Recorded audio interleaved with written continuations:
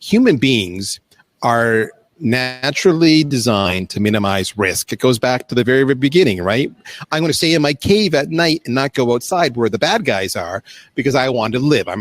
I want to avoid risk. So what do? Whenever we're in a buying decision, we tend to shortlist the category leaders, top one or two. I always like to say Coke and Pepsi. It's a classic case, right? Those were always safe because they were the least amount of risk. So what does everybody else become? Everybody else becomes column fodder, where the only way they're going to get the deal is on price, unless the individual has an amazing experience in the buying process. So what do?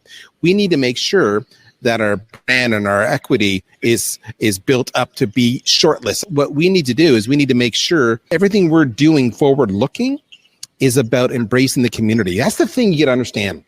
Not only do we avoid risk, how do we avoid risk? We avoid risk by going to other people and saying, what do you recommend? You've had this problem. How did you solve? Who did you look at? That word of mouth referral, which is not content related, is huge. So we marketers need to make sure that there's an amazing customer experience that our current customers have. And then we need to promote the living bejesus out of them back to the community and make them rock stars so that everybody else uses their brand, their influence to consider your product in the sales cycle.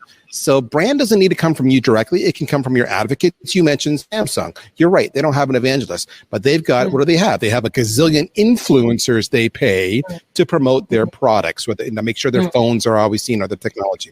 So there's two ways you can do it. You can be an evangelist, or you can engage the community and other influencers to drive your brand. What I love about what you said is that make sure that you turn up in conversations. That's the first bit, because if we're not even there, where are we? If you're in conversations, they already start to trust you.